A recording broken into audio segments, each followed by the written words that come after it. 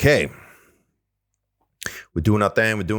1 2 1 2 1 2 1 2 1 2 1 2 1 2. All right, Philip. That is my name. Let's do this show.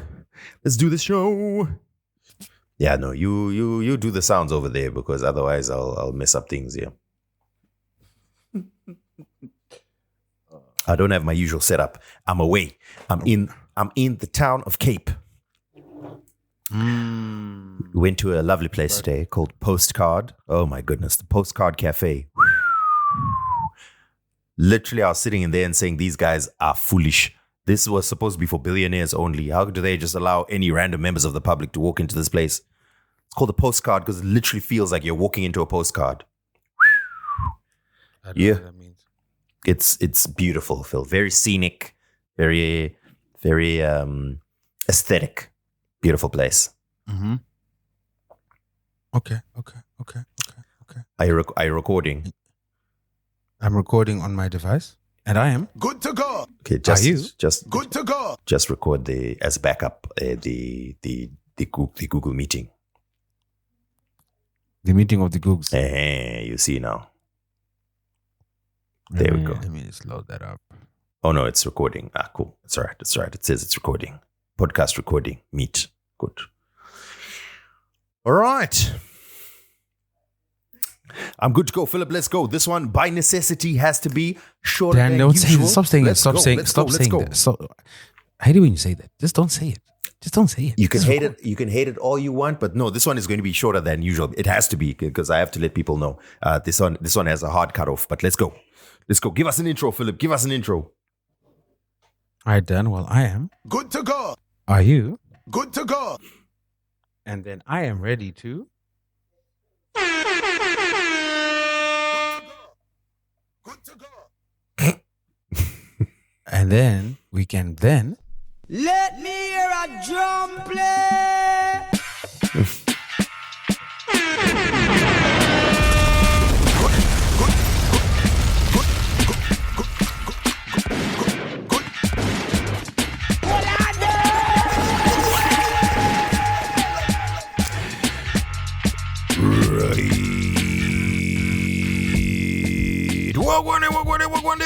One day. Ladies and gentlemen, boys and girls, welcome one more again to another episode of your favorite podcast. This is Twimbos. My name is Danny That Guy, aka Danos the Mad Titan, aka Denford Wekumaraini, aka Denimbi, My Life Your Entertainment, aka Kings of Consistency, I'm Sadarere, aka Akuna Mumwendi Danmu. That's right. He's the unmistakable, the irrefutable, the unquestionable, the undeniable, the irrefutable Phil Chowder gave me lost to Big Boss, Baby Gave Pizza Pig, Six in the Loaf, gave Filthy Phil, formerly known as Phil and Musk, but always a Shamari, indeed Tengero hybrid rapture. Thinking ahead. And welcome back, guys. Welcome back. We're slightly demure because, we're in different circumstances. I'm in mixed company, so I'm trying not to be a bit boisterous. Ooh, that's a nice camera angle. What did you switch to there, Dad? Yeah, the continuity is now working. I just checked. Oh, it just worked by itself? Yeah, I was just like, let me check if it's working, and look at that. Okay. Well. Why isn't mine working? No, I feel left out. Why? Well, ladies and gentlemen, boys and girls, let's take advantage of this opportunity. Start off the podcast by celebrating some Zimbabweans doing big things. So I came across this story literally today, Phil. Listen to this. This is a story coming through from the Americas. Freestyle Digital Media has released the cross-cultural romantic drama Gaijin, now available to rent own on North American digital platforms. The film follows an American graduate student whose suicide attempt at a Japanese temple is interrupted by the spirit of his dead twin, who issued a challenge. It's directed by Mark Chamberlain and written produced by identical twin filmmakers Michael and Mark Chamberlain. It features a diverse ensemble cast and was shot on location across Japan, New England, and Zimbabwe. I was like, wait, what? Nice. The film stars a diverse ensemble cast, including Japanese, Zimbabwean, Mexican, American, British, and Taiwanese actors. The story is that apparently they risked like the fury of, oh my goodness, what's the Japanese mafia called? Come on, it'll come to me. Yakuza. Yeah, apparently they risked the Yakuza fury by filming some of the things that they did over there in Japan. So yeah. Wait, So, why are we celebrating that? because it's got Zimbabweans in it and making it, and they just released But it. isn't this well, okay, so how do the people of let me just end that. So how do the people of Japan feel about this? Do they feel like this is culturally appropriate? I don't know. I haven't even seen it. But the fact is that they were able okay. to put out a movie, and I'm excited for that. But okay, you're kind of missing what Okay, I'm trying to no. say. Like, okay, I we're celebrating the I win. completely hear what you're saying, and I'll be honest with you, Phil. I don't care. What do you mean? Is this culturally appropriate? I want to see a movie. Yeah. How do the people of Japan feel? Do you know anyone from Japan? I know 2 people from Japan who now live in Zimbabwe. So sorry to you guys. I love how you answer your own questions, but okay then. Okay, if we want to be the type of podcast that supports inappropriate cultural behavior, God. Phil, the performative male. Let's hear Phil. no, nothing. No, let's Okay, hear. we can't say we can't say we hate the Paul brothers for what they did in Japan and then celebrate these guys for what they did in Japan. Nah, fam, we gotta be consistent. What did they do in Japan? Are you forgetting when they went to the Forbidden Forest? No. I'm saying, what did these guys And do the in film. Japan? The ones I just told you about. That's what I'm trying to find out. Like, why did they annoy the Yakuza? There has to be a specific reason why. That's what I'm asking. So What did they do? are we worried about the culture of Japan or worried about Yakuza here? I'm trying to understand who they offended and why they offended. Okay, well, but we don't know. You're not answering my Yeah, question. but okay, all right. There's no point in this entire description where I spoke about anything culturally inappropriate. But you're so quick to jump to that. And that's why I'm saying, like, come on, man. Are you not worried that you're being performative here? I'm not being performed. I asked. I just said before we put pom-poms, let's just make sure we're putting pom-poms in the right thing. That's all I'm saying. Is that not a fair question to ask? Okay, so every time anything is released, we need to first check if no one is offended before we can celebrate it. You literally, as part of your lead, you said they offended people. I said they risked the ire of the Yakuza, the anger of the Yakuza, because apparently they were filming underground criminal activity. That was the headline that I saw. But I don't believe that there's any. It does feature cast from Japan. So I would like to believe that if there's any cultural references to Japan, it's made by authentic Japanese people in there. I haven't watched it. This news story literally broke today. I literally saw this just as we were setting up to record. I was like, wait, what? But yes, I'm very excited to see. If you are in North America and you have access to various video on demand digital platforms, look for Gaijin, and then we can reassure Phil that we did not culturally offend anyone before we can celebrate the fact that there's a film out. Thank you. That'd be great. I appreciate that. The headline I saw says identical twins Mark and Michael Chamberlain risked Yakuza trouble in Japan and Zim mob drama to shoot their cross-cultural romance drama, which came out today, 3 April. So you said it's streaming on an American streaming platform. It says out on American digital platforms. Let me see which platforms those are. Is Gujarat American? Then we want to support. Also, put it on somewhere we can support, guys. Like, just put it on somewhere where we can even just throw out $3-4 on EcoCash and support you guys. You know what I'm saying? Gaijin. Oh, it's even got a trailer. Look at that. Okay, Dan, okay, when you come back, do you mind bringing me this? Like, someone keeps bringing me this from South Africa. This is the best fudge I've ever had. It's at the airport. It's amazing. I will not. Thank you. Sure, Dan, I even gave you my own personal Dubai chocolate to cover for the Dubai chocolate that was stolen. And this that was the Dubai chocolate that was stolen by whom? No, I'm actually being okay. You think, Dan, I genuinely did not take your chocolate. Okay. Okay, I don't understand what you. Someone handed you my Dubai chocolate, and then you gave me a Dubai chocolate. No. Let me explain what happened. In November, December, someone gave me 2 packets of chocolate. Mm-hmm. One was a milk chocolate one, and was a dark chocolate one. I know I don't like dark chocolate, so I obviously took the milk chocolate one and I left you the dark chocolate, which I sent you a photo of. Because you had said you were going to come pick it up, I put it in the office desk, in the little cupboard in the office. Over the holidays, many people came and went, and I wasn't really in the office that much. I then went back to the office, only to notice that not only had the packet been opened, but about 3/4 of the chocolates had been eaten. I raised an issue. I raised a concern. And I was like, sure, guys, you kind of messed up. Because this stuff was in the office. I wasn't here. Someone ate it. Feeling bad about it, I then asked someone to get more chocolate. which I then gave you. The chocolate that you also got from the people, I made sure I delivered to you. But specifically to replace the chocolate that had been eaten, I gave you my own. Because I was in charge of the chocolate. It was eaten in my stead. I felt guilty. All that to say. Mm-hmm. Can you please give me some fudge? I'm not asking for a miracle. Phil, you want me to go buy things at the Zimbabwe, I mean the South African to Zimbabwean airport? This thing is so good. Let's so good. I'm going to finish it. let's see how much money I have on my way back. Let's see if I have anything. Anyway, so I just opened the credits of this film to try and see if I can identify which Zimbabweans are involved. So I don't know if Michael and Mark Chamberlain are Zimbabwean, but they were mentioned under Zimbabwe, so I won't say yet. But Sydney Mavodza, I assume that's a Zimbabwean. I don't know about these others. Some of these could be or could not be Zimbabweans. Anyway, shout out to all the Zimbabweans in the making of this, and I'm very keen to see it because after consuming a lot of anime recently, I have some interest in that. Okay, let's move on. Phil, anything we want to catch on from last week? Nothing really. Let's talk about some things this week. A couple of quick stories. Tell me, I saw this in the group. Kelvin Momo missed another show. This one was at the Pretty Girls Love Mama Lisa event that was in Polokwane this past week. He put out a statement that says that it was for fuel shortages reasons. Guys, the Straight of Hormuz strikes again, man. God damn it, Iran. God damn it. Look what you're doing. Who would have known? Dan, who would have known that the geopolitical effects of this war would be so far reaching? It would affect the amapiano genre. Amapiano suffering right now. So let me give you guys some background. So we've spoken about it's now almost an inside joke, not only on this podcast, but in many places in South Africa, that Kelvin Momo is becoming synonymous with missing shows.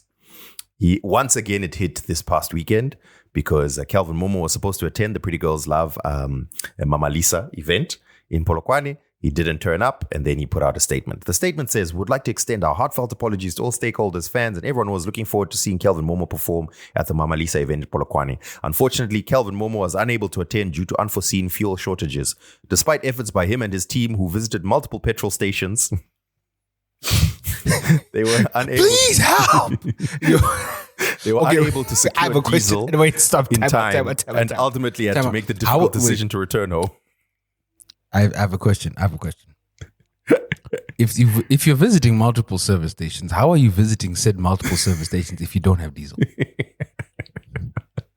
And to me, it's the fact that it's like this is Schrodinger's fuel tank. We did everything we could. We didn't go to one fuel station. We went to multiple. I mean, we went to the engine, and then we went to the other engine down the street, and then we went to a Caltex. I mean, after 3, I mean, come on, guys, what do you expect us to do? 3? You think they went to 3? What do you expect us to do? Anyway, for it to be plausible for multiple, because 2 is a couple, 2 is a pair. You got to go 3. Yeah. Anyway, so the thing with Kelvin Momo, right? He's missed multiple shows, and we were discussing it in the group, in our Patreon group, and we were saying, there's been multiple events. Sun City last year. There was one weekend where I think there were 3 gigs and he missed all of them.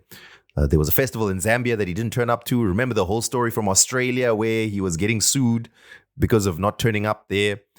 My man is not appearing at any shows. So the question was raised, why do promoters keep booking him when you know it's like a 50-50 chance that he's going to turn up or not? And then Phil, you said that essentially you gave a good reason. So let's share with those who are not in the Patreon group. Why would a promoter still book Kelvin Momo if you know there's like 50% chance he's not turning up? In terms of popularity on streaming, which obviously translates into popularity in ticket sales, there are 3 big fish and then everyone else. 2 of those big fish are Scorpion Kings. The third one is Kelvin Momo. And then in a very, very, very, very, very, very, very, very, very, very, very, very, very, very, very, very, very distant fourth is everyone else. Okay. Please elaborate, expand, because I mean, I like Kelvin Momo, but is he that big, really? No, he's huge. He's not your speed, but trust me, Kelvin Momo is huge. Kelvin Momo literally. I love Kelvin Momo's music. So the other funny thing is, right, private school amapiano is actually traditional amapiano. That's what amapiano sounded like when it first broke. Mm-hmm. But he's become so popular in that subgenre, it's now become his own genre, which is divorced from the actual amapiano. Kelvin Momo is huge. His numbers are insane. His numbers are insane. And also, obviously, it helps that whenever he drops a project, he drops a 30-track project. So it's obviously going to bolster his streaming numbers even more. But I've never, obviously, now that his reputation is, it's a bit tricky. But I've never seen a promoter that has booked a Kelvin Momo show that he's pitched up to that said, like, yeah, I don't know if this is a good idea. He sells tickets. He sells a lot of tickets. Yeah. Even when he came to Harare, he sold a lot. People were unsure about him coming to Harare, but those cabanas were sold out, man. As far as I know, eight of the 10 $3,000 cabanas were sold out. Didn't we see and him? then they sold more at the venue. We saw him at. Oh wait, I don't know if you were there at 263 Culture Fest, right? He was. Oh yeah, that was the year before. Yeah, he was great. Yeah. Great. By that time, I was yeah. That was one of the few times, one of the 4 times a year, I decided to open up a bottle, and by then I was and to make it even worse, we were backstage, and then I just kept getting shots thrown at me from the rider, including from Kelvin's rider, and I was like, yo, guys, I can't keep mixing my So anyway, so okay, I know Kelvin Momo was pretty big, especially when I think his album dropped. Was it last year? I think, and then there was like a lot of talk about him, and I consider it private school amapiano. I enjoy his vibe. He feels very jazzy. He feels very refined in his amapiano. I like it. I know Taz likes it as well, but I'm shocked. I guess I am kind of shocked that he's that big. He's so big that even though he's got a reputation of not turning up, he's still getting booked. That's big, man. That's huge. Shout out to Kelvin Momo. Okay. Talking about problematic artists, we were just talking about this before we started recording. Let's talk about Pooh Shiesty. Yo, that story is wild. So we got news this week that controversial rapper Pooh Shiesty from Memphis allegedly got arrested and slammed with federal kidnapping and robbery charges because they say that in January, Pooh Shiesty and his dad and others stormed a Dallas studio at gunpoint and held their label boss Gucci Mane and 2 others hostage over contract beef. No, it's this one. You know what? And who says the family dynamic in hip hop is falling apart? I mean, who has the what better bonding exercise could there be than robbing your label boss with your daddy? These are the moments you dream of. I mean, Dan, as a soon-to-be father, are these some of the memories you're hoping to create with Junior? The story is that he arranged what appeared to be a legitimate business meeting to discuss the terms of his contract with 1017 Records. So he arranged a meeting with the label boss, Gucci Mane. Once they got inside, apparently they carried out a coordinated armed takeover, pulled out an AK-style pistol, and forced Gucci Mane to sign a contract release form at gunpoint. The other defendants drew firearms in a control room, robbed 2 other victims of Rolex watches, jewelry, and cash, choked 1 victim to near unconsciousness. Some context, Pooh Shiesty had been released from federal prison just 3 months earlier after serving time on gun charges. And the game has changed, yo. He was on home detention with an electronic ankle monitor at the time of the kidnapping. There's so much to unpack here. Okay. We'll come back to the legitimate and obviousness of Pooh Shiesty and his behavior. That's one thing. But you know how we talk about our legends falling off? Mm-hmm. This is actually I think this has to be one of the saddest examples of a legend falling off. Gucci. I came up in a hip hop. I came up in a time, where Gucci and Jeezy were literally swapping shots. These people were dying because Gucci was not caught slipping. Jeezy's best friend died at the hands of Gucci Man because Gucci Man was not caught slipping. Now, fast forward 20 years later. My man's got set up. The most basic of way. My man got set up by a father figure. I view this as growth. We read a headline, a hip hop headline that speaks about problematic behavior. The headline involves Gucci Mane, and it's not Gucci Mane. Oh man, my man is grown and living like a gainful member of society. Shout out to you, Gucci Mane. Sorry about the whole being held at gunpoint and made to sign the contract. Like what the heck? Contract release for? What a stupid, wild story. Anyway, we've spoken about this on the podcast before, but part of the reason why AI music is so attractive to record labels and streaming platforms is because to be really profitable, you have to deal with all the characters that come with music. And a lot of times whether it's talented or the most popular figures in music, I would never call Pooh Shiesty talented. But he's made his music. But you see, to deal with them, you really need to you need to be aware. Imagine this is Gucci Mane. Imagine if it wasn't Gucci. Imagine if he was signed to like Lucian Grange or something.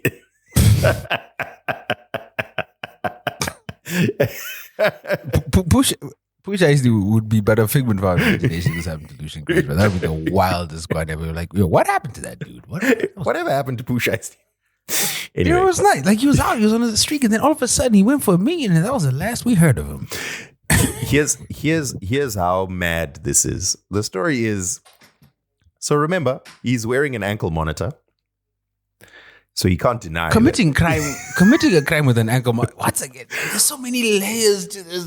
The squad posted the stolen Rolex watches on social media after. Did you see the press conference? Oh my gosh. No, what happened? Dude, the DA was basically like, yo, these guys gave us all the evidence. We had the tracking evidence. We had social media posts. We've got messages. We've got the number plates and the vehicles clearly showing they're moving in the areas they shouldn't be moving. We've got the booking information. We've got the credit card information. We've got CCTV footage showing him he's here, and here. Like, they just handed the case on a silver platter. Well, the story is they're pushing for life in prison. So, well, there we go. If you're worried about being tied down to a contract.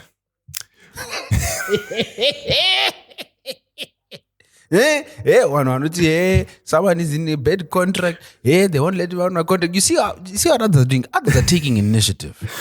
Others on the flip initiative. Side, I love to see someone who's living what they rap about. Do you know what I mean? It's not. It's clearly. This is clearly. This man is authentic. He's not lying in his raps.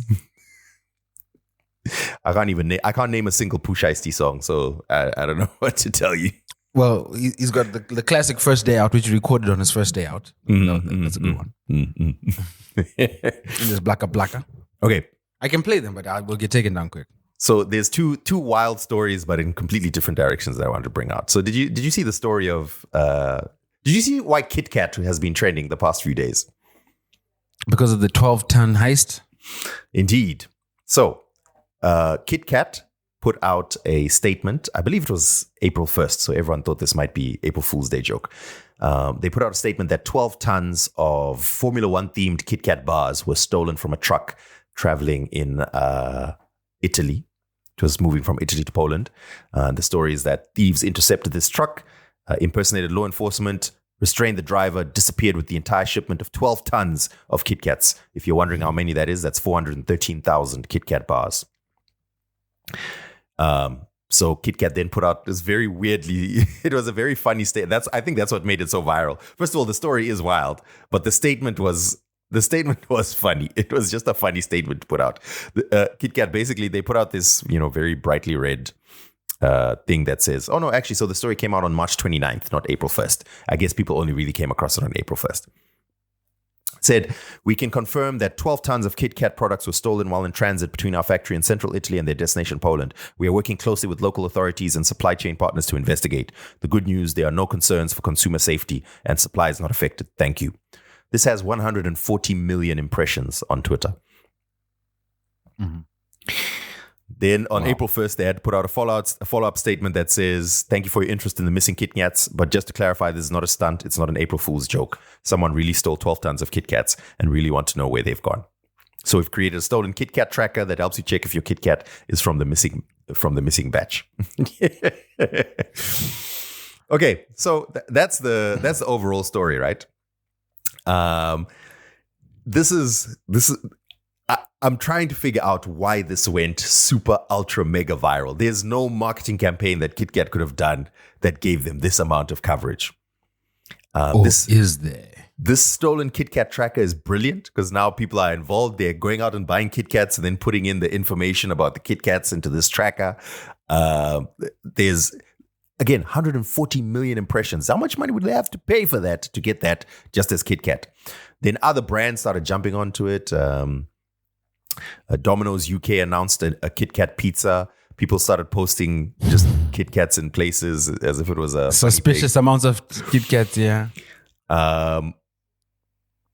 Apparently, the U.S. Senate Judiciary Committee are advocating for a bipartisan retail crime bill, and they're basing it on this KitKat. I feel like they have. I feel like they have bigger problems right now. I feel like there's something. I feel like there's something happening at this current juncture that maybe, I don't know, it might demand a little more of the attention. I don't know, Dan. What do you think? Here's my question. How much is that much chocolate worth in terms of the effort of stealing it, storing it, the value of what you've stolen, evading police? I mean, they had to impersonate police and then steal 12 tons of KitKats. Surely that's worth a couple of $100,000 at most. You're not. Dan, let's ask a perplexity, where your answers live. This is like a Ford ad. If they don't sponsor, you can just blur it. Let's ask. Let's go. How much is 12 tons of KitKat chocolate worth? Okay, let me ask Claude if I still have any tokens left. How much is 12 tons of KitKat worth? Really? Only? What did it say? It's about $160,000. Okay. Retail. Okay, hold on. Okay, hold on. According to Claude, these were 413,793 units of the limited edition Formula One race car shaped KitKats, 29-gram bars. These are retailing. Oh. These are retailing at approximately £2.25 in the UK, about $2.85. Promotional pricing takes it as low as £1.40 or £1.45. Now, if we work with an average of €1 to €1.50, we're looking at somewhere between 414,000 euros and 621,000 retail. Wholesale, it would be 200 to 400,000. Okay, and it fits in one container. So it's not a major heist, but you get one container. So it can take one container, and then you've got your 12 tons. Okay, Phil, here's the thing. You're going to steal 400,000 units of KitKats.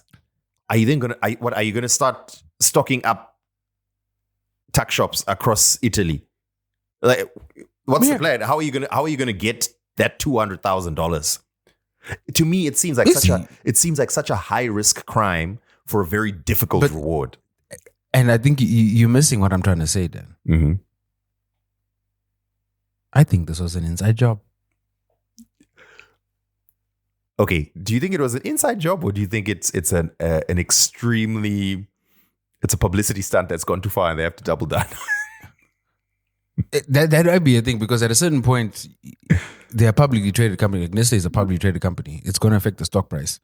This is now, if it is a stunt, now you're trading very close to market manipulation. How would it affect the stock? Dude, this is 12 tons of chocolate. This is like a blip in their year annual. Okay.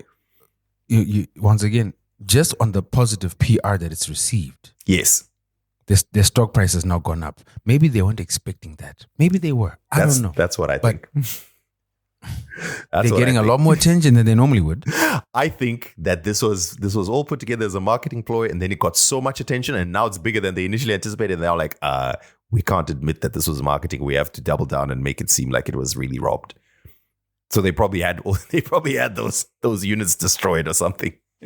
Anyway, point is, it's gone huge. It's gone huge.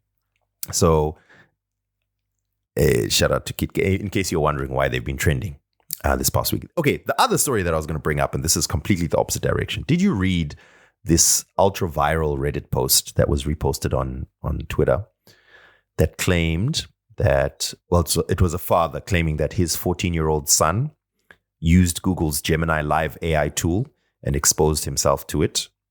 Apparently, he was pleasuring himself in front of this tool, and this triggered Google's underage activity, and it banned not only the teen's account, but it banned, according to this post, every Google account linked to the family's shared tablet.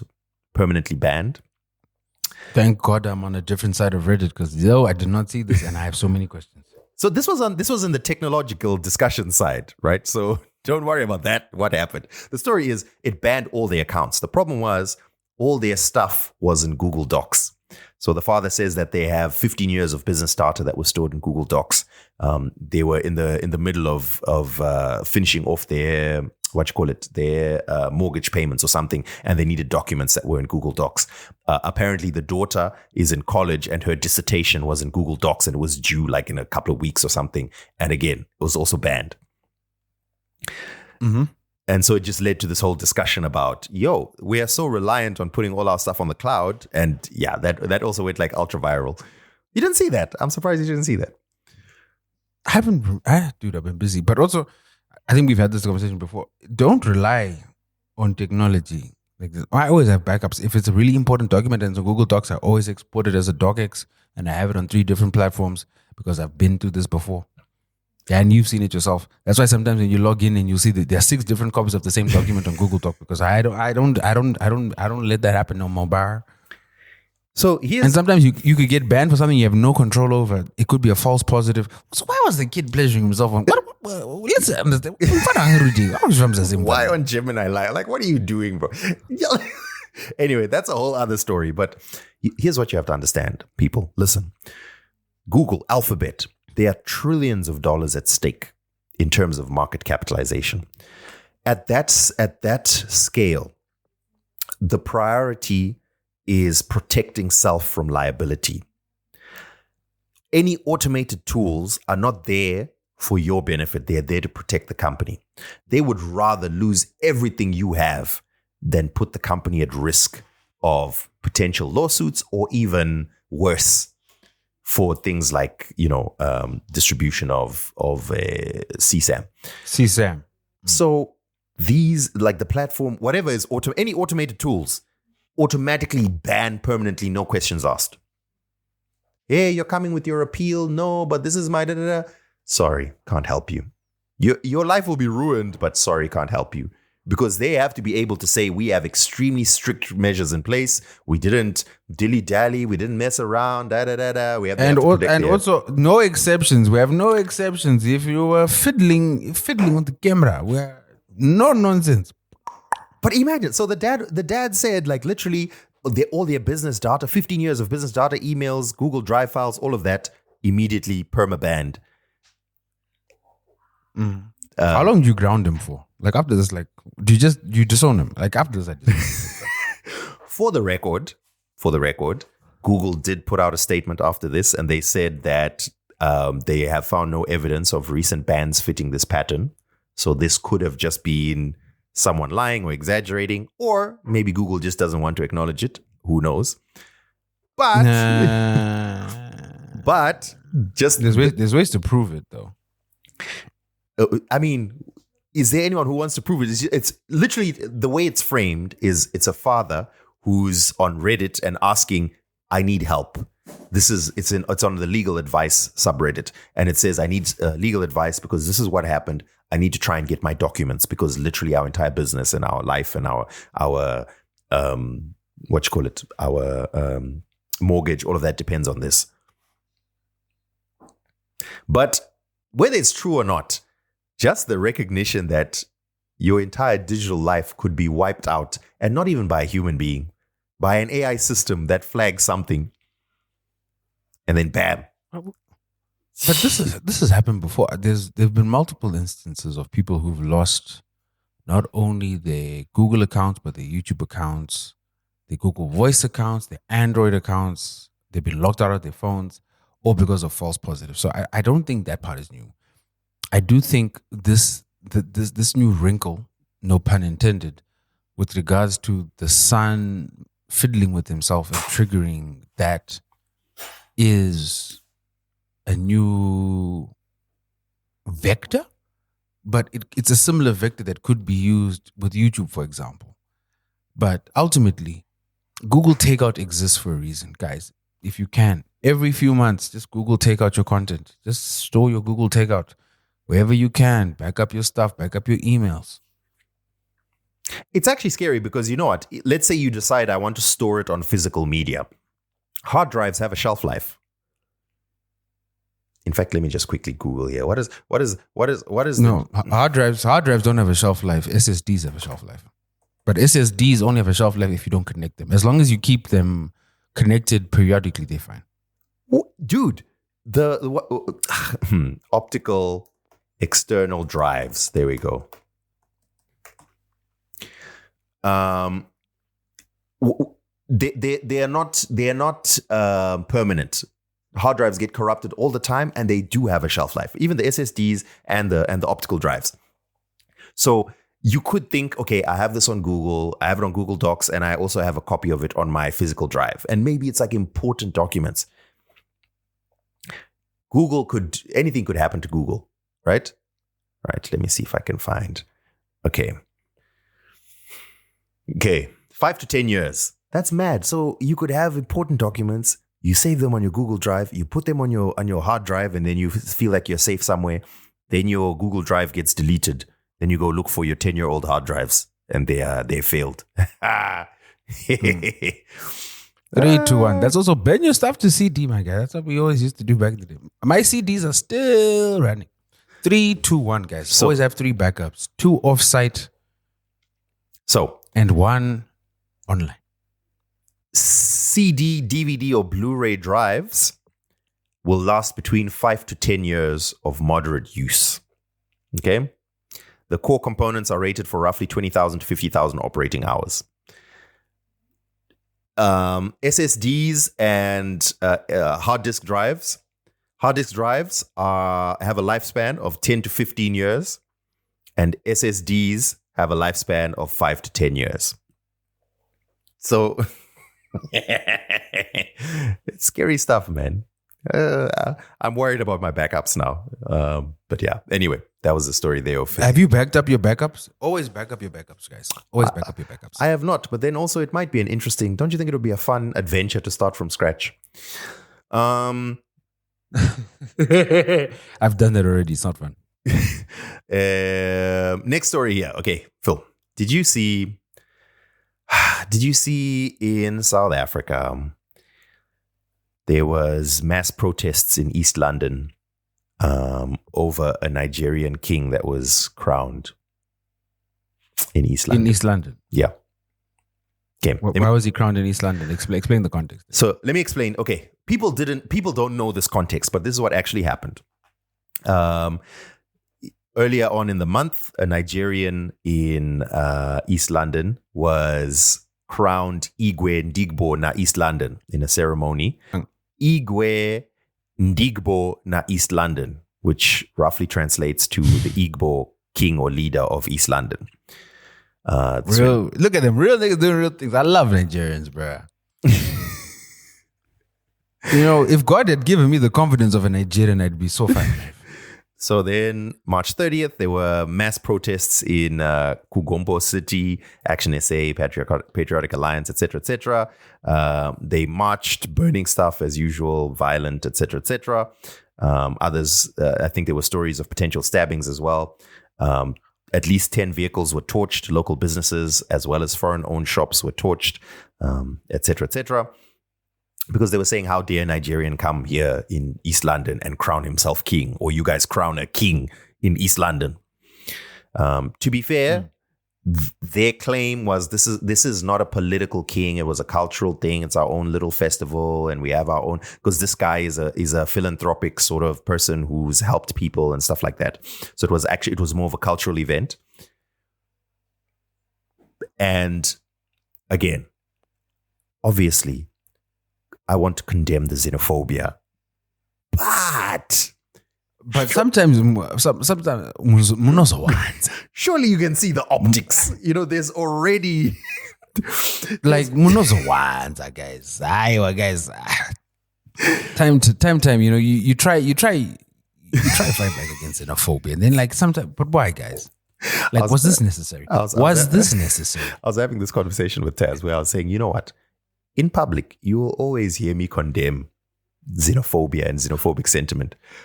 But every once in a while, internally, I'll just be like, but Muruki J, guys, why you're making it so difficult? You guys, the block is hot. I don't understand. When the block is hot, move accordingly. You know that there's so much anti-immigrant sentiment globally, not just in South Africa. And the xenophobia is hot. And there's entire political movements that are building themselves around, failure to integrate. What's the word that they use? Assimilate. Failure to assimilate. Then you guys have it's a cultural celebration, but you make a very public cultural celebration celebrating a Nigerian king in East London. Guys. Come on, man. Come on, guys. Why are you doing that? Then, of course, you know that there's going to be South African politicians that are going to 100% blow it out of proportion and use it as their stepping stone to have these conversations. But guys, come on, guys. I don't think you had to. Did you have to? Maybe I don't know enough about Nigerian culture or Igbo culture to know if this was something that had to be done. No, but why did they have to put the East London? They could have just crowned this dude and used his homeland. The moment they mentioned East London, they were asking for it, bruh. Can you imagine a Nigerian doing this ceremony and saying, I'm not the Igbo king of Chitungwiza? I mean, I don't think it would lead to burning buildings, but still, it would be a bit much. Anyway, the High Commission of the Federal Republic of Nigeria to South Africa put out a statement where they said the High Commission wishes to address recent developments concerning the reported installation of an individual as Igwe Ndigbo na East London, king of the Igbos in East London. Okay, there's a lot of talk here. The High Commission wishes to state unequivocally that contrary to the narrative in the public domain, no coronation took place and none intended. The Federal Republic of Nigeria holds the sovereignty, laws, custom, and traditions of the Republic of South Africa and its people in the highest regard, etc., etc. At this point, we would like to crave the indulgence of the public to explain the essence of the cultural events in Nigeria. Nigeria, by composition, is made up of diverse ethnic nationalities. Hausa, Yoruba, and Igbo are the three major ones. Central to Igbo cultural expression are festive celebrations, which are not merely moments of entertainment, but profound expressions of history, spirituality, and social cohesion. Among the most prominent is the New Yam Festival, or EDG, a Thanksgiving event held annually. Then it mentioned several other festivals, etc. So the title-taking ceremonies, such as the conferment of chieftaincy titles, are also central to Igbo cultural life. They recognize personal achievements, integrity, and service to the community. These events are marked with grandeur, with recipients adorned in traditional regalia, accompanied by cultural displays, etc. So it is important to emphasize that the event in East London has no territorial ambition, political authority, or agenda. Rather, it is a symbolic affirmation of identity, expressions of pride and heritage, and a commitment to sustaining cultural practices across borders. In this regard, the High Commission... Yada. All I feel like is... Guy, come on now. You know that terrible saying that people always say, ask for forgiveness, not for permission? This is what you should have asked for me. Like you guys should have little bit. Hey guys, listen, guys. Hey guys. Hey. Over here. Hey guys. Listen. We've got a little event coming up. Okay. Listen, we're not trying to stir the pot or anything. That Just letting y'all know this is very Nigerian. That wouldn't have helped, Phil. This is something that absolutely should have been done behind closed doors with 15 people attending. Then you guys change before you leave the building. If you absolutely have to do it. That is also a fair assessment. That is also a smart thing to have done. But once again, there were two options available to you. Option one, cover all your bases and be like, guys, please understand. We're trying, guys, our culture. We're not trying to be rude. Option one. Option two is keep your mouth shut. Do this in the privacy of your own home and you take one photo. You take one photo and people won't be able to tell, was this a wedding or crowning ceremony? We can't tell. And that's what you do. And you tell everyone, listen, we're not posting this to social media. You're just going to keep these photos for your private collection. So we can document this event. If you try and pull what was that girl's name again? The Miss South Africa that became Miss Nigeria. I forgot now, but yeah. Yeah, if you try and pull one of her situations, we are dead. Look what they did to her, guys. Okay, we need to be smart. Let's be strategic here. Let's mind our business, keep our heads down, and maybe we'll make it to Monday. Chidima, exactly. Once again, Chidima. Listen, Chidima went through that, so hopefully you don't have to go through that. But you were like, nah, we're different. Nah, we special. Nah, but she did a lot also. The problem is, guys. The problem is Nigerians do a lot. Nigerians do us bad. I love them. I love Nigerians, but they do us bad. Nigerians do us bad.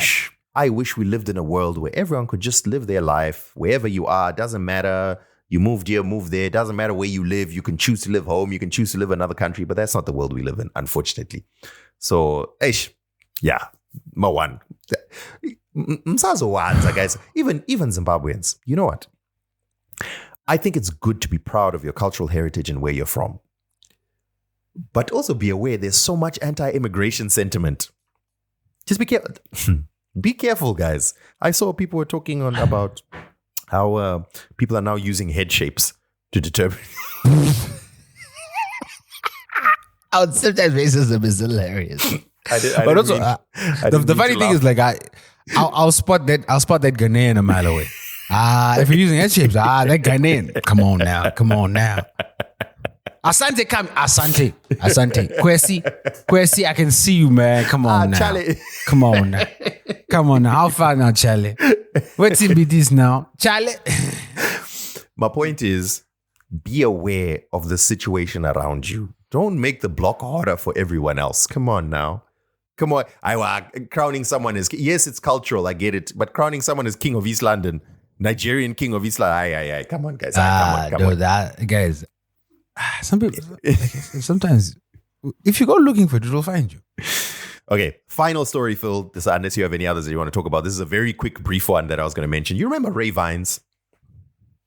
Of course. He was on a podcast. And then... I think that's the only example I can remember of the reverse 2BT bump. Because things did not start going well for him after he came on the show, bro. Nope. Ray Vines was probably one of the biggest skit makers when it was first a thing. He would have been far ahead of Esevana Comic Elder, etc., if he had just stuck to it. But, stuff happened. I don't know exactly what happened, but things didn't go well for him. He basically went quiet for a long time. And every now and again, you'd hear stories, jumping through the gossip blogs that things were not going very well for him. Anyway, apparently, he has rebranded himself. He is no longer a comedy person. He's now a tech person. And just this past week, he announced that he's releasing an app. He launched an app. It's called My Deals. It's like a classifieds customer to customer selling platform. It actually led to a very interesting conversation on the socials about how those things never work. Everyone always thinks that's the solution, but you fail to realize that it's actually not the platform that's the problem. There's so many platforms. The problem is getting people to trust. Even me, have you ever tried to buy something on Facebook Marketplace? It's like you're doing drug deals, bro. Yeah. So anyway, I just thought to mention that because I saw it on my timeline and I was like, oh, that's where you've been, buddy. welcome back. Yeah, shout out to him, man. Shout out to him. I hope it works out. I don't think my deals itself will work out. It might. I would love to be wrong, but the fact that you're doing something, releasing it, getting users, iterating, that's what it's all about. So even if it's not my deals, if it's something else, I'm sure you'll be able to build something from it. Shout out to you, man. I think that's it from me, Phil. Oh, wait. I have something else that I just want to hear your opinion on. Someone posted, shout out Nyasha. Zimbabwean concerts and festivals are relying way too much on the South African music industry and artists. It's putting local shows in such a box. It's like once you've been to one festival or show, you've really been to them all. It's not creative or unique or immersive. I was about to reply and then I was like, this is why I have a podcast. So I just saved it. Yeah, I was about to say, so where's Nyasha based again? You know this, Nyasha. You know this, Samantha Nyasha. Yes. Yeah. I was gonna say. I actually did see this tweet. I saw this tweet and I wanted to respond to it. I was like, yeah. It's always easy to comment when you're outside the club. Yeah. And I think people who aren't in the club just don't understand. Like Zimbabwe, just in general, whether you're dealing with a deregularized or regularized business, whatever it is, it's really difficult. I don't think people understand how difficult it is to run an event in Zimbabwe. So let's run through the list then. I think just to give people a little crash course. Right. I'm running an event in Zimbabwe. First things first, I need my promoter's license. So my local promoter's license is going to be $400. National Arts Council. Bam. If I want to have international acts, I need to pay $100 a month. It's gone up, by the way. Mm-hmm. I believe it's 1.5 per year, I believe. No, that's a separate one. So there's local, which is 400. Oh, then there's local. The international, Sorry. Which Dan mentioned, which is 1.5. So I'm already $2,000 in if I want to do international events. Right. Before I book an artist, before I finalize the contract, Zimra going to be like, yo, how much are you paying this person? Cool. We wanna cut ipapo. So either you're gonna give us 7% of your capacity of the venue at full ticket price, or you're gonna give us 15% of the booking fee. Which one do you want to choose? Just to clarify, not 7% of how many people came. 7% of 7% of the capacity. So whether you sell out or not, Zimra are getting the money regardless, to quote a Zimbabwean word. Then you got to go to censorship board. Censorship board are going to be like, we want $50 an hour. But usually the standard fees are around $200 to $500 depending on the length of your venue. $500. Censorship board want their money. And then after censorship board, you're going to get police clearance. Police not necessarily need to be paid, wink, wink, nudge, nudge. But it would help you to, make sure that they're fed, make sure that they have transport to and from your venue. No, allow me to update you, Phil. That's changed. Oh, there's new updates. So the new update is police are expected to be at an event as long as once it passes, I believe it's once it passes 1,500, there's a certain threshold. If your event is going to have more than this many people, for you to get police clearance, you have to have police there. And now there's gazetted prices for sergeant, a constable, what. So they have numbers of, for this number of people you need this many police, for this number of people you need this many police, and they have prices attached to them. So now you actually have to pay for police. So we've listed 2,000 for just regularization with National Arts Council. We've listed 500 for censorship board. We've listed a few thousand for Zimra, depending on who you are bringing. We've now listed the police, which could be any number. Figure, give me a ballpark for police. 1,000 up. So, Tato Shika 4,000, 5,000. Basically, we're around at $6,000. Right. I'm already $6,000 in the hole. I haven't even paid a graphic designer yet. I haven't booked a stage. I haven't paid for cabling. I haven't even got a vendor. You know what I mean? that mysterious artist. So now let's say, guys, I want to get the best Zimbabwe has to offer. Which is obviously, if I get the best Zimbabwe has to offer, I no longer have to pay the 1.5 for international booking fee, but it's still going to be expensive because the best Zimbabwe has to offer is going to cost me an aqua minimum, right? Just to book them. That aqua is going to come with a technical rider. That technical rider is going to have a stage rider that is going to cost me at least $6,000 to $8,000 for booking. I haven't even booked my venue yet. My venue is going to be $3,000 to $8,000 depending where I go. That's my venue now. Now I need to have vendors so that you guys have a good experience when you get there. Some of those vendors might be willing to pay me for access to my audience. But if I'm unknown and I need to prove value, I'm going to have to pay the vendors to come to my venue. Right? Then I'm going to have to pay for marketing and advertising and ticketing and wristbands and security. Safety. Do you guys understand? Like, and now let's say I'm now 15,000. Water, toilets. Now I need to go to Nyaradzo, get toilets, and just the honeysucker. The honeysucker alone, the thing that just the brown stuff, the honeysucker. Minimum 1.5 just for the honeysucker, not even the toilets, just the honeysucker stuff. So I need the honeysucker and the VIP toilet section.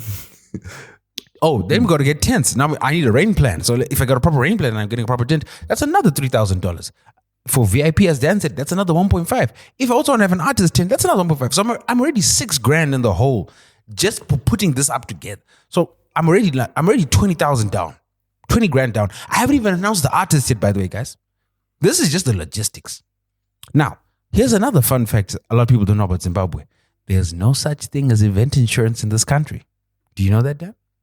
So, even if I want to be diligent and I want to cover all my bases, I cannot go to any insurance company and get event insurance. Which means if my event is rained out, there's an act of God, there's a travesty, there's a war, whatever it may be, whatever costs I've incurred are not coming back to me. If my artist misses their flight, whatever costs I've incurred are not coming back to me. So that's another thing. Now, we've now explained to you how difficult and how stressful and how tough it is to do this. Then now you want me to start taking risk and booking this unknown artist with 600 listeners on Spotify, or this cult classic artist here who doesn't have a solid 20-minute set. Guys, let's be serious. Of course I'm booking the South African act because the South African act has numbers and they guarantee ticket sales. So there are only 3-4. Let's run through the list. Dan, how many artists can we say are guaranteed ticket sales in Zimbabwe? Let's say minimum 1,000 tickets. So let's go through the list. Obviously, Wince Praiser, goes without saying. Freeman, Natty O, Freeman, yeah, okay. Definitely. XQ. Hold on. We had 5. Can Natty O sell 1,000 tickets at Ariega? Yeah. I suppose he did. He actually did it. He's done it. HICC. Yes, he's done it. Yeah, that's what I'm saying. Definitely. Okay, yes. okay. So we had 5. We had 5. But can he consistently sell 1,000 tickets? That's where I differ. Okay. Now we're changing the conversation. But anyway, let's go. So we had 5. I think he should be able to, because just pure talent. We had 5 guaranteed. I think now, outside of those 5, Killer T possibly, yeah. Felinandi. So we had Killer T. So Feli, I'd say on the brink, but yes, 7. Maybe. Mm-hmm. 7. And now we are teetering. We are on the level of teetering because now we had Felinandi. Obviously Babashero, obvious, guaranteed. He's gonna sell. Bright 360. Baba Harare. Okay, shut up. Baba Harare, we're now at 9. Now you make it sound like I'm shading someone. I wasn't. Because you're being stupid. You were trying to shade them. I wasn't. 9. I think that's about it. So there are 9 acts. There are literally 9 acts. Maybe 10. Maybe we're missing someone. Let's give ourselves the benefit of the doubt. Maybe there are 3 acts we couldn't figure out. So let's say there's a total of 12 acts in Zimbabwe who are guaranteeing you 1,000 tickets sold. Now, we've just listed your overheads without booking are already at close to $20,000, which means those acts that need to sell 1,000 tickets have to be able to sell a ticket at $20 for you to break even if they are doing you a solid and saying, I'm coming to perform at your venue for free. Do you guys understand how crazy these maths are now? Do you see how the maths are now mathemating? This is why we are booking the same artists, or we have to bring an international act, because the ecosystem cannot survive locally. Shout out to the National Arts Council because they are actively trying to do things to make it easier to organize events. But guys, organizing an event in Zimbabwe is pulling teeth, and that's pulling it lightly. However, but someone might ask, Phil, but how come there's so many? There's so many festivals and they seem to be doing well. So many. Okay. People need to learn how to count. There are not so many events. Do you know? I know we don't have a lot of events because we can name them on our hands every weekend. Okay, so this is I want to put it this way. I think it's a fair question. All right, the average consumer doesn't need to know about National Arts Council and whatever. As far as they're concerned, it's like, I'm kind of bored with the things that I have in front of me. I would argue and say, you know what? There actually are options available to you. Maybe not as big and as grand, but let's say you have some of the more mainstream festivals, right? So you've got things like Unplugged, Carpe Diem, the annual festivals that happen, like what's Walter's thing? Jacaranda Music Festival and so on. So those ones, sure, let's put them aside. Then you have some of the more niche sort of, you got this little hip hop event there, or you've got this little jazz-ish event over there. That's going to have a couple of hundred people max at those events. Those exist. They're just not as mainstream, and partly for the reason that Phil has enumerated. You wouldn't be able to afford making them as big. And it's partly because you guys claim to be fans of jazz, for example. Okay. Name for me your top 5 Zim jazz artists. Or you claim to be... don't say Danielson. We love R&B. R&B is my jam. I listen to SZA and whoever. Okay, cool. Which Zimbabwean R&B actor are you buying a ticket, or have you ever bought a ticket for? So how would a promoter ever book that Zimbabwean R&B act who could potentially make such a dope festival, but you just won't buy a ticket for? So I do think the question is fair. I don't think it's wrong to ask that question. I think fans should have that conversation. I hope it triggers sort of like what would I go to? Where would I go? Where would I spend my money to enjoy music or enjoy art? Truth of the matter is, you can't blame promoter. Yeah, some we should in have some made cases this a video. Promoters are lazy. We actually should have made this a video. This actually should have been video. This is a very informative. The video's turned on. I wasn't ready for video. Like I wasn't positioning myself for video, but I think we might have to. But anyway, look, I can do that. Oh, look at this. Oh, okay. So my point is, yes, it's true. I'm not trying to say promoters are great all the time. Some promoters are lazy. Some promoters have cut corners. Some promoters, like all of that does exist 100%. But I think a promoter is just a business person who's pursuing a business opportunity. That's all that is. If the opportunity existed to do some of these more exciting or niche kind of festivals, why wouldn't they? The only reason they might not at the moment is because it's too risky. And it's too risky because you as the consumer, us as the consumers, have not demonstrated that we're willing to spend money on these different things. If we were to bring to Zimbabwe, let's say...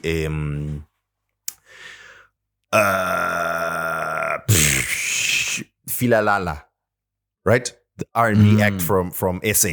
Dope. It's probably got some listeners. I bet you only very few people would turn up because the masses are listening to amapiano. The Yanos, yo.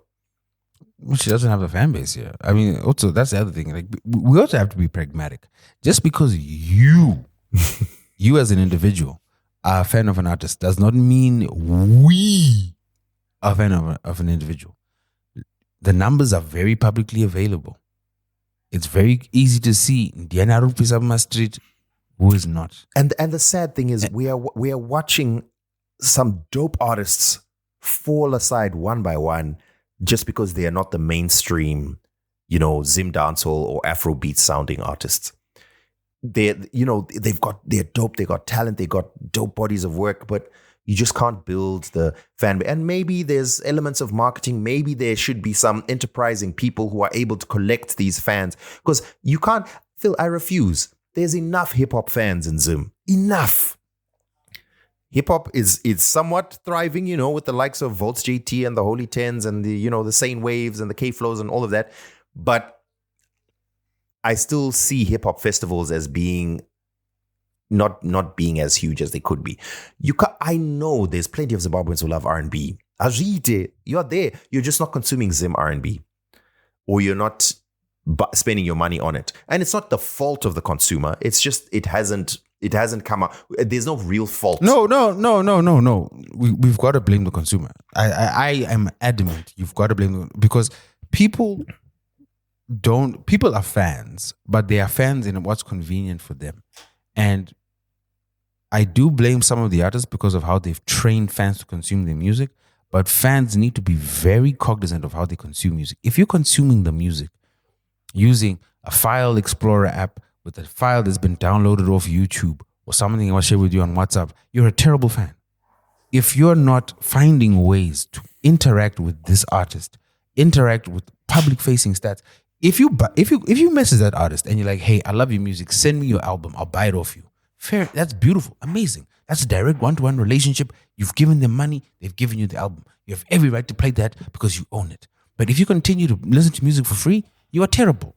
Also, YouTube is free. Just pay for your data. Those stats matter. Those stats mean something. I don't necessarily disagree with that, but I have a slightly different view. We're talking about entertainment, recreation. I think the average, most people, to them, they don't want to necessarily think of work when it comes to consuming entertainment or recreation. I'm just having fun. I'm having a good time. That's what I'm doing. The systems that exist in the world have made it easy to consume entertainment while at the same time benefiting the artist. And, a separate argument can be had about if there's enough value that is reaching the artist. But the point is, piracy was thriving globally until streaming platforms. Because the average person doesn't want to they just want to consume music that they like. Simple as that. Yes, there's some very... yes. That's an oversimplification. That's an oversimplification. No, hear me out. Sorry. Yes, there are plenty of ethical consumers of entertainment who will go out of their way to support, they'll go out of their way to go and buy and so on. But for the average person, whatever is easiest or whatever does it. If I don't get in trouble, that's what I'll go for. That's what the average person will do. And we just had to see how movies and music and whatever was, especially in young groups. I mean, those are the biggest consumers, right? Especially school going, fresh out of school, college, whatever the case is. Music is just shared. That's what we used to do. Yes, I bought a couple of CDs. It's true. But the majority of my music was, Ningi burnt it on this CD, who then gave it to me. And that's how and I can guarantee you did the same, Phil. As much, yes, you bought some CDs, no doubt about it. But I'm willing to bet a lot of money that the majority of music you consumed, especially in your late teens, early 20s, was essentially music that was pirated. And it's not because you're a bad person or you're a terrible fan. Maybe you could make that argument if you're looking from a legal description. But it's because you're just a normal person who wants entertainment and recreation. That's what the average person does. If the consequences of piracy are such that it is a huge inconvenience to do it, then that might force some people to be like, okay, I'll do it this way. Or if the alternative is easy, to expect people to search for their favorite genre artist in Zimbabwe, a few ethical and motivated fans will do so, but the average one will not. If you love jazz, neo-soul, and you know that, oh my goodness, Erykah Badu is my jam, there are local artists who make the music that you would love. And it would be great if you search for them, but the truth of the matter is the average consumer is not going to do that. So what must happen? There must be a thriving industry. There must be business. The artist has a role to play. Yes, the consumer has a role to play. The person, the middleman who knows that I can make money by connecting this artist to that potential fan. How can I do it? I don't know. Maybe it's creating a platform. Maybe it's putting together events. Maybe it's a promoter. Whatever it is, there's so many links along the chain of the industry to help connect the artist to the consumer. The consumer has a role, yes, but I think it's naive to expect that the consumer will be ethical and motivated all the time. The artist has a role, but truth of the matter is, artists are not always good at the business side of things. Even the ones that are don't necessarily always translate to finding your consumers. To me, ultimately, it boils down to if an economy is thriving, you have a very healthy middle class who have disposable income, which means there's people ready to spend money on entertainment, which means business people and promoters and whatever can find a way of connecting that disposable income to all these artists and getting their cut. Unfortunately, there's very few people who can afford to pay $20, $30, and you can only do one every few months. So that's going to be the amapiano acts who are coming from SA. All right. Are you done? So I'm done. I was just listing all the ways that I'm going to say you're wrong. With data. So the first thing is, my argument wasn't about ethics at all. The reason why the music industry failed is they got greedy. The cost of a CD in America, for example, was $20. Who's they? Sorry, just clarify. Who's they when you say they got greedy? The record labels. Okay. The record labels got greedy. Mm-hmm. The cost to make said CD was $2 to $3. Yep. They were making money hand over fist, and they kept pushing the price up. They kept introducing ridiculous technologies that didn't actually move the genre forward. Enhanced CDs. Remember those? Remember mini discs? That was the issue. And the consumer is not stupid. They realize this. And at the same time, artists weren't seeing the benefits. So artists were also ranting and raving and saying, wait a minute, my CD costs $20. I know my fans can't afford it, but I'm not making any more money. Where's that money going? So it creates this moral impasse where fans don't feel guilty for pirating the music because they're like, the artist isn't benefiting from it now. And artists are making the same mistake again here today, where they're saying, I'm not making money off streaming. Therefore, fans are now going back to piracy. When the issue should be, my contract is not allowing me to make money off streaming. I need to figure out why. Right now, Spotify paid out $30 billion last year, if I'm not mistaken. That's the biggest payout ever. The rights holders are caking it. The artists are not, because the artists are in bad deals. And the artists need to review their deals. So that's one thing. The other thing that we need to remember here is this isn't actually a moral thing. And it's not even about the average medium income. It is a numbers game, though. But it's a numbers game that can be played strategically. India is the biggest and the fastest growing music economy in the world. They are poor as hell. I think the ARPU is like $2 a year. But they've got a massive marketing database, or rather a total addressable market through marketing because of the numbers. But that can also be done in Zimbabwe. We don't have to pay money hand over fist to support artists. There are ways that the masses can be reached at relatively cheap methods, i.e. radio. Zimura is just not doing their job right now. So I think there's ways fans can support the artists that they love in multiple ways. Live events are the creme de la creme. That's the pinnacle. That's the top of the funnel, rather the top of the pyramid. If you guys are able to do that and you can afford it, amazing, great. Please continue to do so. But at the same time, from a regulatory standpoint, there needs to be a lot more done to make it easier for artists to get booked. And this is where fans and artists kind of need to work together. Because if an artist understands everything that we just listed with the stress of putting an event together, and they convey that information to fans, fans will be more than willing to support. Because there's smaller venues that artists who are starting out at perform at, and they do great work. Remember Brian K used to have his sessions at Old Rock Cafe. I remember So Profound, not So Profound, sorry. I'm confused. We're now just having a general conversation about the music industry. The premise of this entire conversation from the beginning was it's difficult in Zimbabwe. Why are there no other festivals? And we discussed it's expensive to do events. Yeah, and then I said, so just to remind you, I said, I don't think it's abnormal to expect a normal consumer of music to not want to do anything extra. All they want is just to enjoy their music. And I explained some of the reasons why I think, for example, in Zimbabwe, it's difficult for a normal, average Zimbabwean fan to connect to a Zimbabwean artist that they might like but don't know about. But anyway, this whole conversation about record labels in America. Fair enough. And so I will go back to the initial premise of my conversation. If there's a small artist that you really love, that you really want to support, reach out to them, find out where they're performing. Even if it's 5 people in the crowd, pitch up, buy drinks, buy food, buy something at that venue. Then, obviously. Hold on, I'm getting but to the average person won't do that. I'm getting.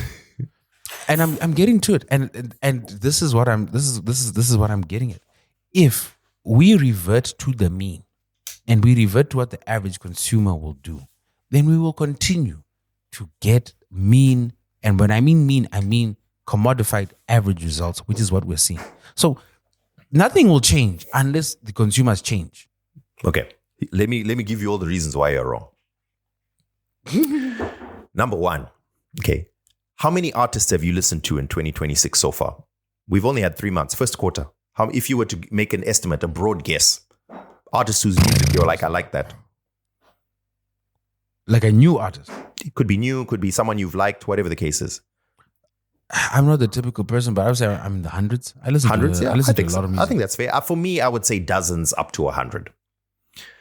it's not practical for me to reach out to every artist I like. Or wait. But or most of the artists I like, or even some of the artists I like. But I have to interject here because so we stay on track. Yes, but now we need to reduce that 100 to how many of those artists are Zimbabwean? Okay, because here's my follow up. Okay, I'm going to say 50 art. Let's say I've listened to 50 different artists so far in 2026. New albums, old albums, music I liked before, music I like now, and so on. A lot of it was international. A little bit of it was local.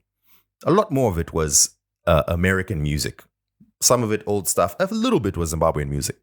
We want to get to a stage where the money I have as a Zimbabwean, when I'm consuming, because if let's say I'm listening to a hip hop album. Let's say I enjoyed J. Cole's new album. Dope. Enjoyed it. Listened to it a couple of times. Really liked it. That means I like hip hop. I relate to some of the stuff he's saying, but realistically, I also don't fully relate to Forest Hills Drive and some of the things that he's talking about. If there was someone in Zim making the same type of music, but also rapping about the things that I 100% relate to, theoretically, I would enjoy that even more than I enjoyed the J. Cole. Yes, there's other cultural elements involved. And yes, there's, the fact that there's global movement behind it and there's a marketing machine. So, there's more involved in there. But my point is, theoretically, I should be listening to Ray Kaz's album and listening to him talk about Zim and vibing with it rather than J. Cole's. And I should be consuming J. Cole's as I also listen sometimes to music from America or Europe, but my main thing that I'm listening to is Zim music. I would argue that a lot of Zimbabweans who stream are in that. And you can just tell by looking at streaming charts in Zim. If that were the case, those 50 artists, 40 of them should have been Zimbabwean. It's just they are not, because a lot of us are consuming international music. So even though the fact of the matter is right now there weren't that many Zimbabwean artists, it should be. That's what it should be.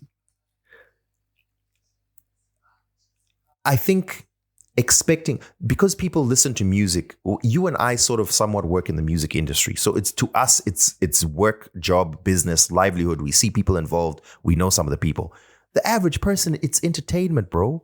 I'm not going to, at best, there might be someone who I absolutely love and then I go out of my way to spend money on them. But it's not realistic that the average music fan is going to spend money on every local artist that they come across, or a big chunk of local artists that they come across. Realistically, most people are just going to want to listen to music, bro. If you have a streaming platform, if I heard something on radio or I heard it somewhere, I'm just going to listen to it on Spotify. But if I didn't hear it because I don't listen to local radio because of whatever reasons exist, or I didn't hear it because I don't consume, do you know what I mean? It's like the average person just wants to enjoy entertainment.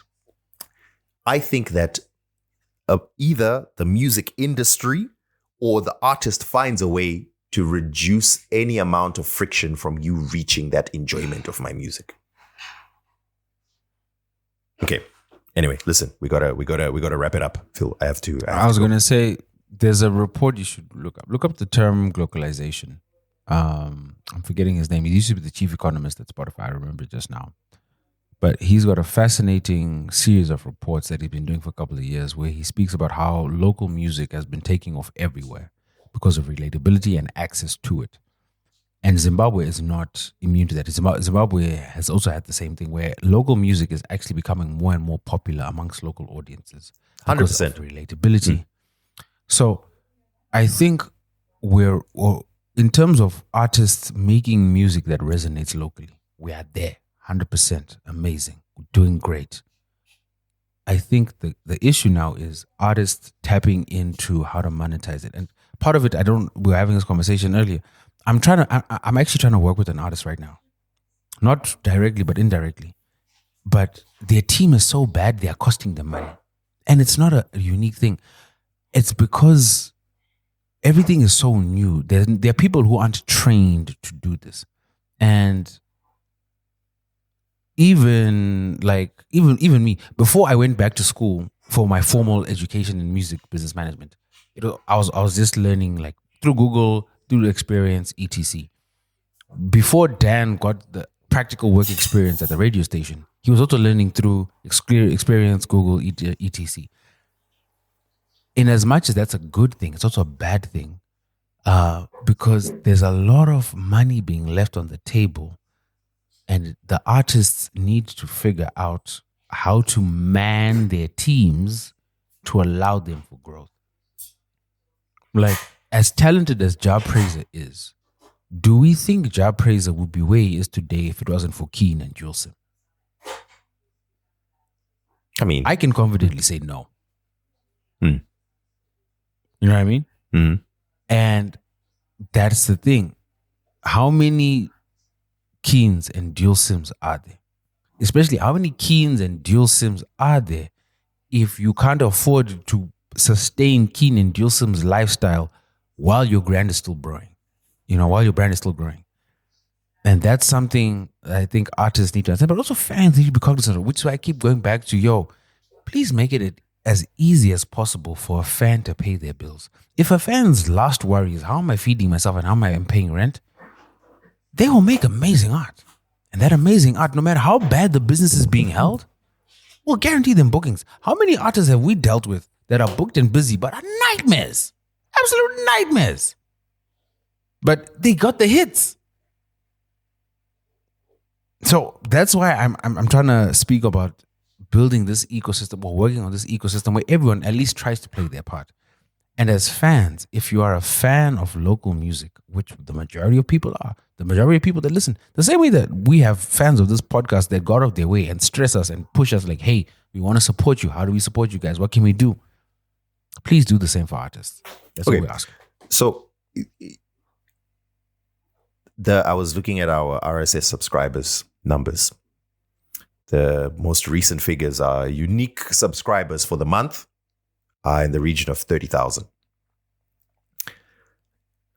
I don't know if that means we have 30,000 listeners, but I'm going to take it to mean that. Our patrons are measured in the hundreds. And I think that is par for the course. There's going to be thousands of consumers and maybe hundreds of supporters. That's just how it is, man. It's just the average person doesn't become an active supporter. They're just consumers. So there needs to be a more practical way of capturing that value. Streaming is a great example, right? YouTube, etc., etc. Live events, the active supporters will go to that person's show. The average consumer will go to a festival or concert that has big names and that person. You get what I mean? And ultimately, that's what I'm saying. Expecting everyone to be an active supporter is unrealistic. It would be great, but it's unrealistic. The majority of people are just going to be passive consumers. Anyway, the debate goes on, and we would love to hear your thoughts as well. In the Patreon group, we'll discuss. But I got to go now, Phil. Ladies and gentlemen, even in the middle of holidays, we're still thinking of you. Please like, subscribe, follow, share the podcast. And if you'd like to become a Patreon member, soon come, I promise. But yeah, I have to go now, Phil. I have to say, we out. Love you guys. Bye.